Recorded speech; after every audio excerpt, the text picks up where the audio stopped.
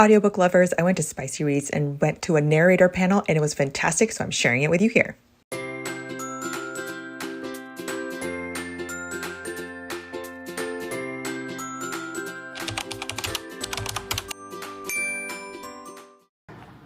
I'm Tortom.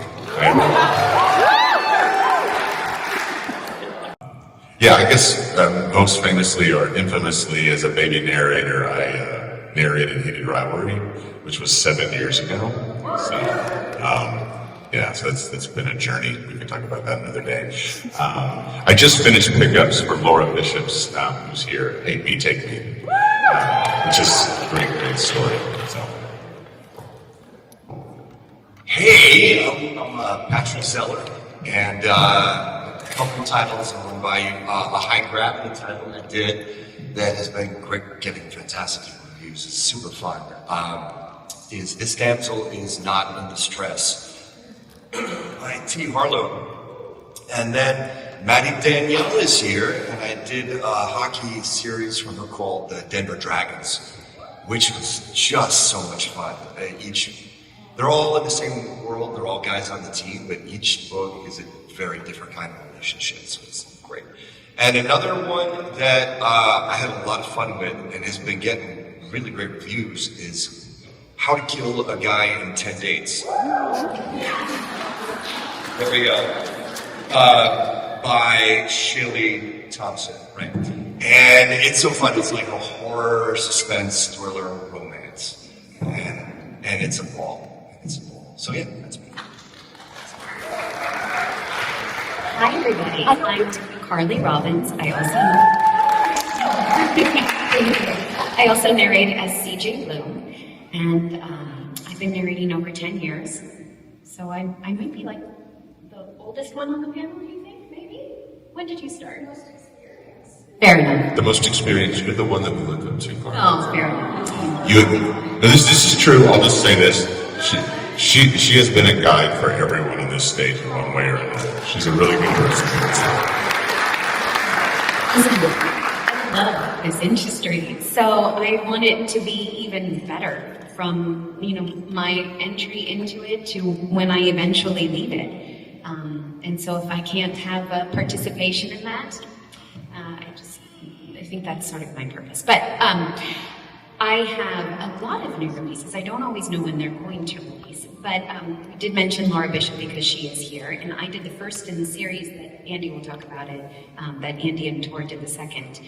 So definitely go and stop by. She's got a great cover art too. She's a kick-ass lady. And then I had a couple of, I don't know if it was like my vibe, but sort of like unhinged ditzy with like a lace of really dark murdery vibes.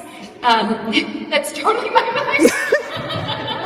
So I have Wrong Cabin, Right Time by Sheridan Ann. That one is coming out. She's so good. That one is coming out, I think this month, maybe in a couple of days.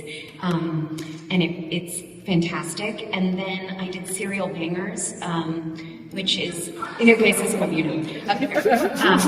That's kind of like a Mr. and Mrs. Smith kind of vibe. They're killers, but like contract killers. Super fun. Hi, I'm Annie Eloise. I think the books that I'm most well known for are probably Grim or Metal Slinger, or maybe you know me from TikTok. I also have a couple really great books that have come out recently or are coming out. I did The Games We Play by Berlin Wick, who is here, narrated with Teddy Hamilton. And then a book that I'm excited that's coming out is Fall to Me by Alicia Wages, also here, also narrated with Teddy Hamilton and a full cast of other narrators. And then I also just finished pickups for Hate Me, Take Me by Laura Bishop this week, which is so hysterical, so well written. You should definitely check it out.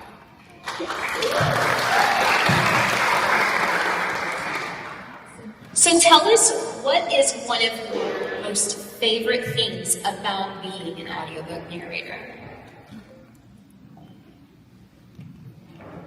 I'll just jump right in. We'll start a conversation. I came to this work from being an actor. I live in New York. I wanted to be a stage actor. That was my dream.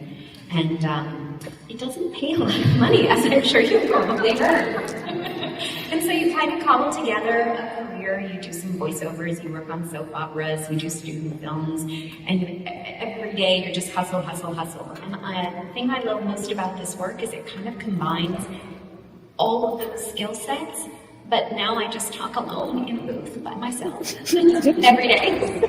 And then stress about what I eat or what I wear or what I did the night before or whether or not the book came on time or whether or not it's longer than I thought it was going to be. But I get to... Okay, fair enough. You develop a very intimate relationship with your body voices. So does your microphone. It picks up on tummy grumbles, it picks up on mouth clicks, or how you breathe through your nose, or when you rustle your arms because you're in an excited thing and then you're wearing the wrong shirt. Or you're in a booth and however it's ventilated, it can be really hot or really cold. And so you can just be embarrassed by yourself a lot. Or you're taking in so much air and you burp a lot. Does that happen to you guys?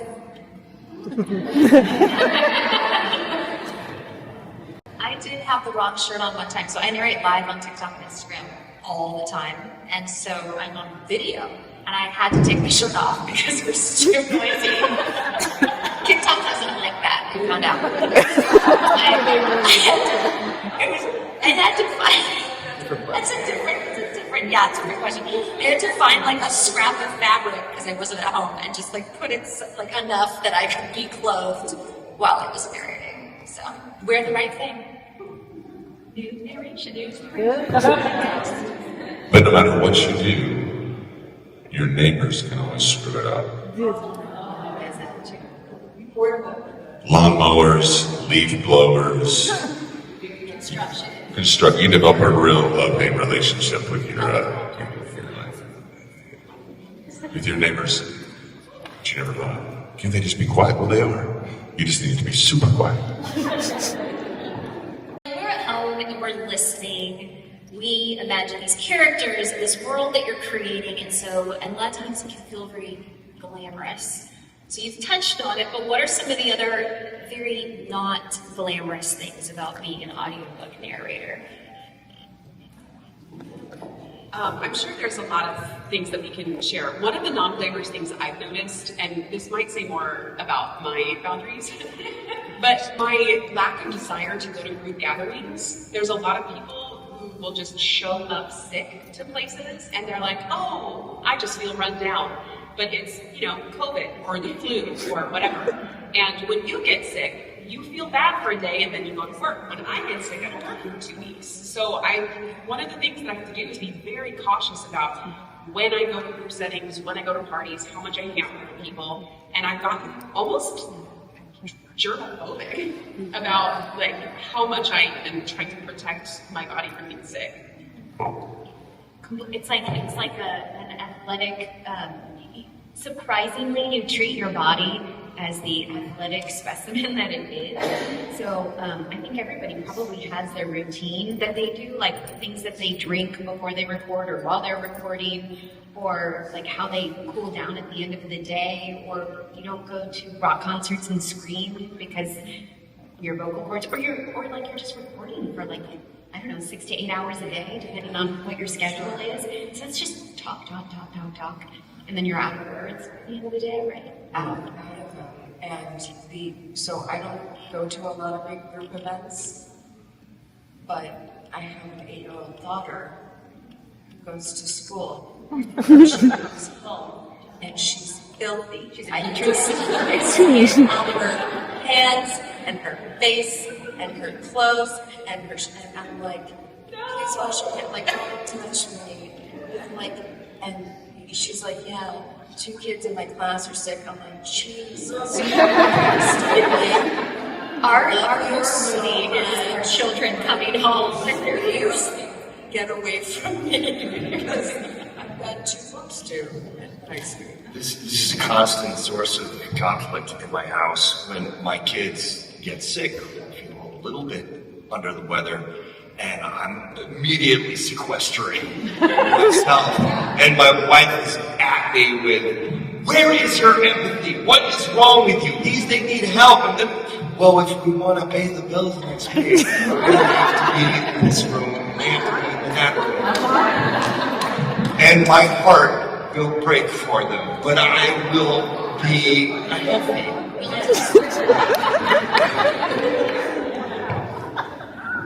Sinuses, though, in addition to germs.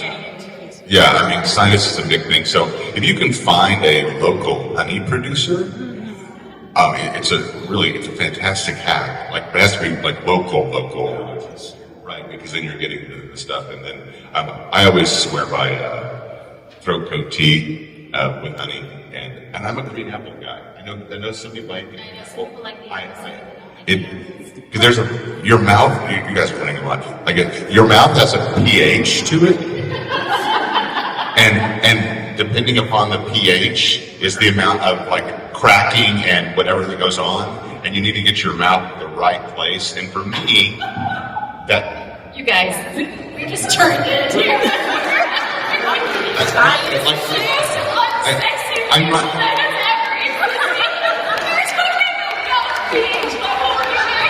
No, that's like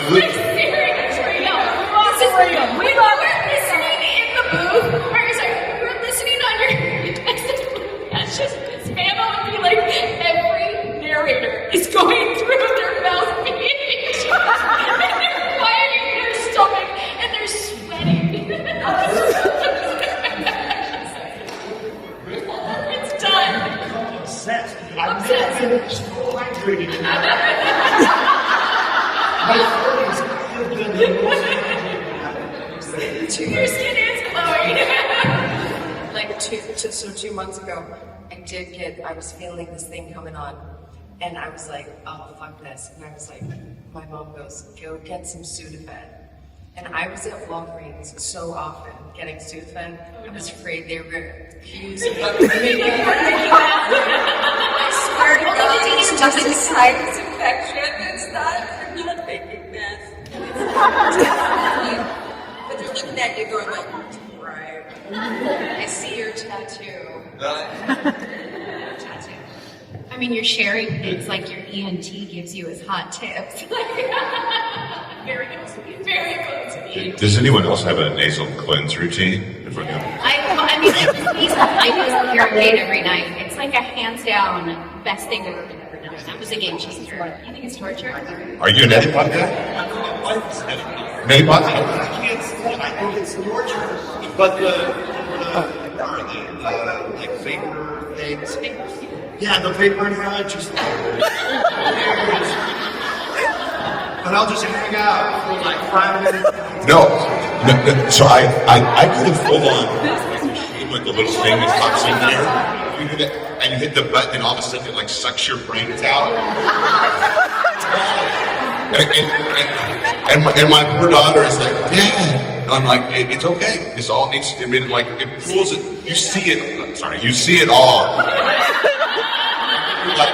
There's a clear container that collects it, and that's unfortunate. Oh yeah. You're welcome. I don't think I've heard any of you say how warm it gets in your booth. What is that like? 'Cause we don't really think about it. We were thinking when we said so you had to be naked, but maybe it was brother. Yeah, I love being naked because I'm so hot. I have an ice pack that I wear around my middle. I have ice packs that I wear around my neck and on my head. I look like an alien. It's fun in the summer in my booth. I have the spray, I have the fan that I can only turn on during breaks. It's like an oven. It's just, you close the door. It's like a sauna. Like we all have a sauna for free. I also want to contribute to this because I have a homemade booth. I don't have a professional booth, so there's just no ventilation. And I live in Georgia, which is...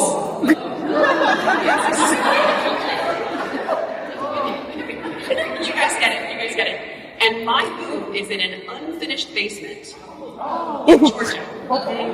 So I have like a thermometer things, the temperature gauge things in there, and it checks the ambient temperature and the humidity, and I have to set a limit. Once it gets to 92 degrees, I have to take a break because it's hot and humid, and I've also noticed that when it gets so hot, I burp more because I'm taking in more oxygen, and my vocal cords dry out much quicker. And when your books come out in July, August, September, just know that your narrators are suffering for you. And that's the time that we need you to reach out and thank us for suffering for your craft. And that relates to noises, because sometimes you listen back to the audio, and what is that? It's like, that's my drip.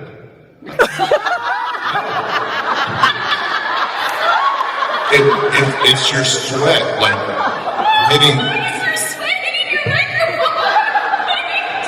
It's a sensitive mic, you know. But what I will say is that, like, so I actually bought one of those like cocktail ice ball machines. You know what I'm talking about? And if you take a towel, it's a hat, and you take 3 or 4 of those big. So you take 3 or 4 of those balls with a wet towel, wrap it up, put it around your neck, and tie it.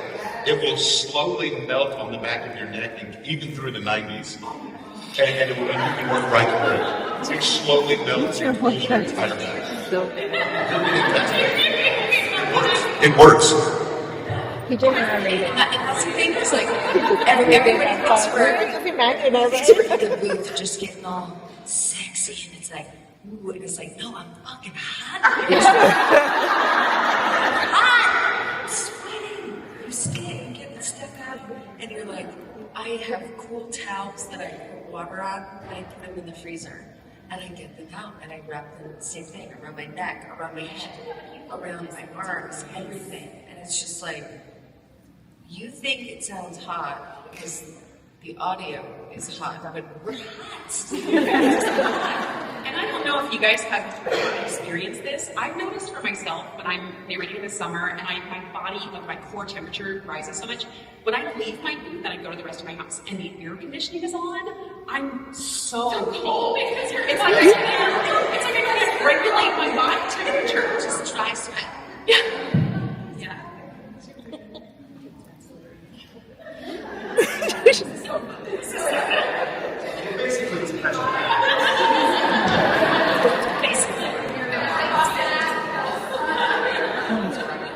Well, changing gears just a little bit. Can someone explain the difference between dual and duet style narration? They are very easy to mix up, and people do it every day. So can somebody explain that? And then the follow-up question is, what are the things that you really enjoy about the performance in a dual style book and also in a duet style? I'll go first. You should. No, please, Carly. I refer to you. Okay. God, I'm really seasoned the test. So solo narration, obviously you're in charge of the entire book. That can generally be first person or third person point of view. I think in romance it's really shifted. There are not a ton of third person POV, although I do notice that a lot of publishers still do a lot of third person POV, but most of the indie authors, particularly the ones at this event, are first person, and then they're gonna either for a dual, which can be confusing because sometimes there is a 2-book series, and those are dual. But we're talking about the style of narration. So it's like the female is doing the female point of view or POV chapters, and then the male is doing the male POV chapters. Duet can be a little complicated. There has become a trend recently where the female will do the POV because it might be written in her voice, and the male will just do one male voice, his own, which is a little odd. I've seen this trend a few times, and it's very confusing. But traditionally, the idea of a duet is that the male is doing all of the male characters, and the female is doing all the female characters, regardless of the POV chapter. And so it can be a little confusing. And then it just depends on preference. Some people enter in and they're like, I only like duet. And then I hear all the time from listeners, they're like, oh my God, you did a solo narration. I loved it. You did the whole thing. And it was like your whole voice. And then I heard his voice.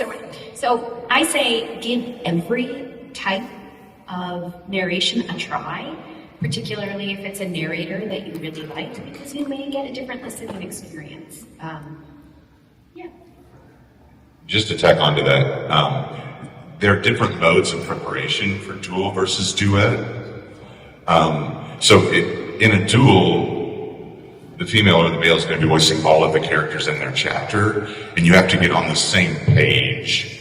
Like, so you have to communicate to your female, ideally you communicate with your female narrator, like, I'm going to do the males in this way, like this one's going to be the growling one, this is the normal, this is higher, and then the female back to the male, so that you don't end up cross different ways and confusing between chapters.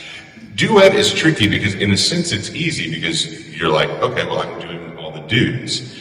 But here's the catch is that, and you may have heard this, the energy of a book can be very different if you're both speaking, but you're not speaking in real time. And so there is a hack to that. And sometimes that involves actually sharing the chapters back and forth with clicks where you leave.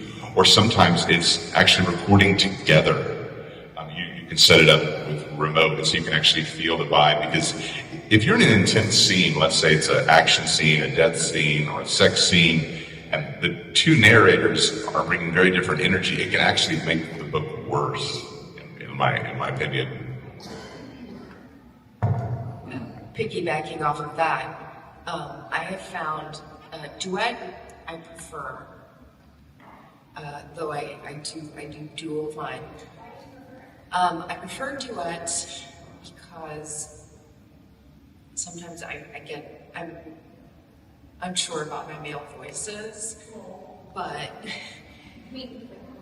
performance-wise, duets, the way that I've approached them is usually if it's a narrator that I haven't worked with before, a male, obviously, I will reach out to them and I will get on the phone with them, and so I can, and I will listen to other performances that they've done, but we'll have a conversation, and so then when I'm in the booth, I can hear their voice in my head.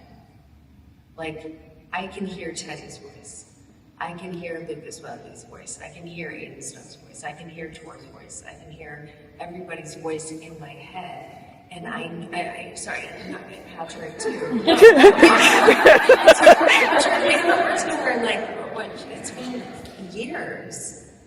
But we did do some books together. But once I know what they sound like and just how they speak generally, what their performances are like, I can speak, and then I can hear the way that they will respond to me, and so then I can respond in kind. It's very strange, but it's possible. But I sort of prefer that because sometimes I don't trust my own, I don't trust myself to do like the dudes well. But it's interesting. It's a wild ride. Duet because I don't have to worry about the toll that dropping to a male register takes on the muscles in my throat. It's less physically exhausting. I might be the only one that loves doing the dude's voice. No, I like I should. It should be a co-narration, and I'll do yours. I don't know, I just love being a dude because you just get away with a lot more. Talking like this, I can say anything right now. Yeah. Do we have any authors in?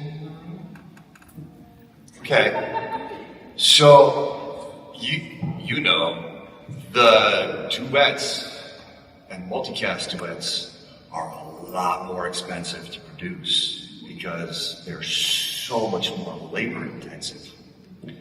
And the other consideration, everything they say, yes. The other consideration for me is prepping a duet. There are two huge challenges. One, it's almost impossible to accurately estimate what your contribution is going to be. And it gets progressively more complicated the bigger the cast gets. Yeah, because someone has to, if they're going to get an accurate estimate, has to literally start counting words on a 300-400 page book. I mean, you get into like a 100,000 page book, forget it. And I still have to print the whole book, but I'm only getting paid for my contribution. So all of a sudden now I have got a real calculation I got to make. How much time do I spend prepping this book when I know I'm getting paid a lot less because I only have 5% of it, 10% of it. So as an author, it'd be wonderful if, the more prep you can send us, the easier it makes that for us. We know who the characters are, we know kind of like the synopses of chapters or the whole thing. Makes life so much easier for the gang putting it together. But I love doing them. And y'all seem to love hearing them. I mean, they're so popular. Multiple has like more and more. So when an author has the means to put them together, their audience really loves it. I enjoy it.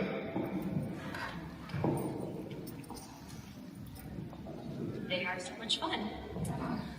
So leading into that, this is a great time to ask this question. So how do you guys approach prepping for projects? Because I know some narrators really like to do thorough prep, reading the book first. Some want to go in cold, just like a reader would, and not know what's going to happen emotionally so it can hit you in a different way. So what do you prefer? I think just like an actor prepares. The telltale sign, everybody's got their own process. It's hard to judge people based on what works for them, which is a common vibe that happens in the narrator community. There was a video of Ray Porter that came around where he is a veteran OG, been doing this, 30, 40 years being a narrator. He's wildly talented and had an Andy Weir book that was fantastic, and he was approached on a red carpet and they said, "What do you do?" And he was like, "Nothing, I just go in."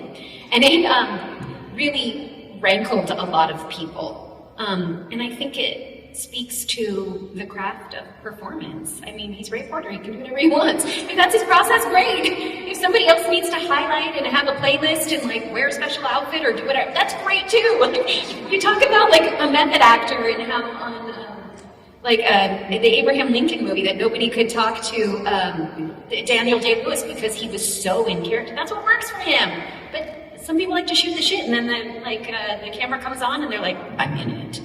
So I try to not pass a lot of judgment. I think there is an expectation, though, that you're going to pronounce like the female main character's name correctly. So like you want to make sure you're on the same page for pronunciations, or somebody's not going to randomly throw in an accent, or you kind of know what world you're in. I have been narrating, as I said, for a very long time. I find actually now the more prep, and frankly, I don't have the time anymore, particularly because a lot of books, if I'm lucky, they come the day I'm supposed to start recording. And that just has to do with so many other steps before it even gets to me. Whether it's a publisher book or an indie book, it's happened all the ways, and I only have a small time in my schedule. So that's the job. You got to be able to like cold read, and you're like, I just need to know what are these like 5 things that I got to do, and then be really great at your job. That's your job, is to be prepared and to go with the story and to have the craft there for you. But however you get there, I say have a great time. Yeah, I'm going to piggyback off you. Please do. And because you're correct, the most important thing is and I've stopped working with some production companies who don't send me the proper materials, who do not give me a pronunciation guide and a character list and all of the information about the characters. I love to read that. That's what I do first. And then I used to read the whole manuscript, and then it was like, I don't have fucking time for that. But what I will do, especially for duets and duels, is I will read about 6, 7, 8 chapters, make sure I get like the male's POV, and get a sense of where the story's headed, who the character is, what is their vibe, what are they like, their vibe, just get their vibe. And then after that, I can read the rest of it cold. I've narrated at this point over 250 books, pretty good at reading. So it's like, I get it, like I get the story and I know where it's headed. But it's important to know, like you said, for authors, you've got to send people information. We didn't write the book. We're going off what you give us, and so it's fun to sometimes approach the book from a fresh perspective, like not have the full story, because I get a little surprised, and I find that my performance now is a little bit more raw when I don't know the full story. But I do need to know who these people are and what their names sound like, because Anna and Anna are totally different names. And the pickups related to them are disastrous. I also wanted to say, like, one of the things I love about romance is the fact that we have so many series in romance. And so, different books require different prep. If I'm prepping book 5 of a motorcycle club, and I already know everybody who is in the motorcycle club, that's going to be a lot different than a standalone with completely new characters. So sometimes, we tend to get a lot of sequential books and a lot of repeat characters, and that can be really different. I feel like the audiobook space has changed just after those term. I've been in this speaker probably going on 4 years now. What's something that's changed for you guys that was really popular that is now no longer as popular in space?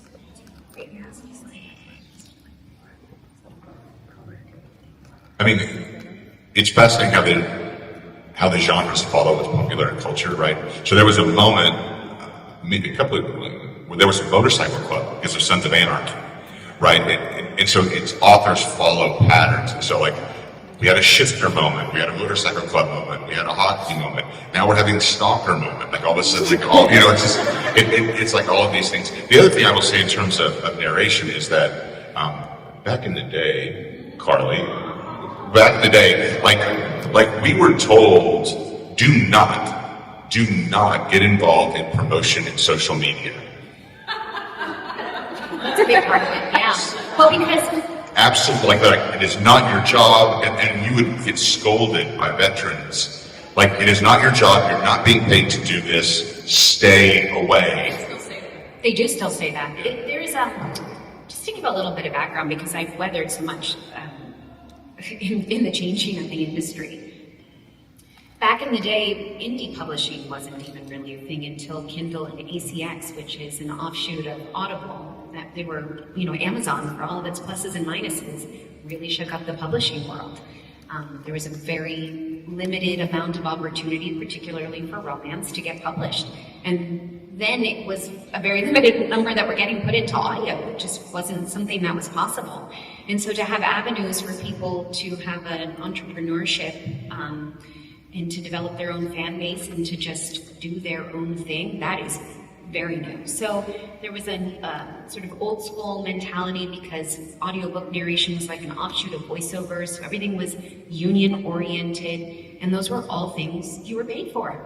You were paid when you got, like a James Patterson book, Mary Higgins Clark, those were all things that came in like big CDs or tapes back in the day. Very few books were put into audio for that reason. And so those were all promotional things. You were paid a lot more per finished hour, because you were going into a studio, you were having an engineer, you were having a director, you were probably only doing 1 to 2 finished hours per day.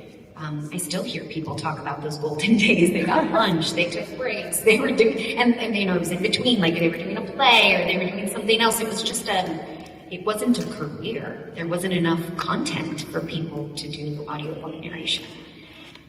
In the short time, my 11 years or a little more than that of narrating, social media wasn't even part of it. You didn't even have a presence to be able to connect with your own fans.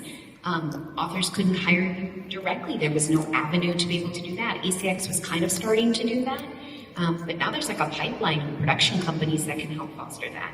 So how they're produced, how you can promote it, and it's a lot of push and pull because you are your own brand and you're trying to make your own business, and yet at the same time still fight to get benefits and pay what you're worth. And also authors are doing the same thing. I think there is an expectation that should you have a lot of followers, that will equate to people listening, and I don't know that that always happens. You still have to do great work, you still have to put in the hustle, and I think that that's exhausting for a lot of people, actually. You're like, now I've got to... Oh, and also home studios, that's a big thing. You used to go into a studio. That's a big part, actually. That might be the biggest part that I miss, because the community became very fractured. So people enter in as an online narrator, but they never meet anybody. They don't know the etiquette of sort of how they got involved. They probably don't even know what the union is because they're not even getting hired for union jobs. To know that you're allowed certain kinds of things you can't get taken advantage of, or how you are guaranteed to get paid for your work or not get exploited. Not being together is sadly a byproduct of technology and the time we're in, and so it's so important to come to events like this, to hear people and to make connections and to have dinners and know that there is a person behind the art that's being created for you, so you can spend time together. And you do this, and we were just chit-chatting about scheduling, like how do you manage your schedule? What's the thing that you do? Or what are you taking to quiet your tummy noises? I take digestives. And that only happens by coming together. It's really, that's the biggest thing. Exactly what you're saying. I've been doing voiceover myself for about 16 years, and I would go into studios, I would go to an agency, and I would do auditions in a booth at an agency, and then they wanted you to start doing it at home, and I record from home.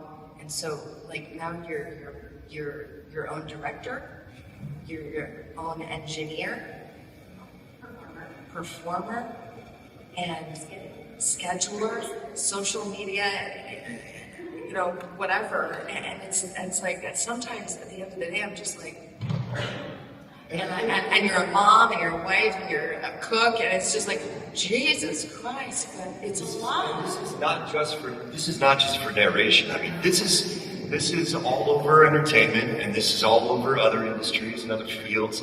All that effing costs are pushed downhill, so people making the most money can just maximize every goddamn corner. So now an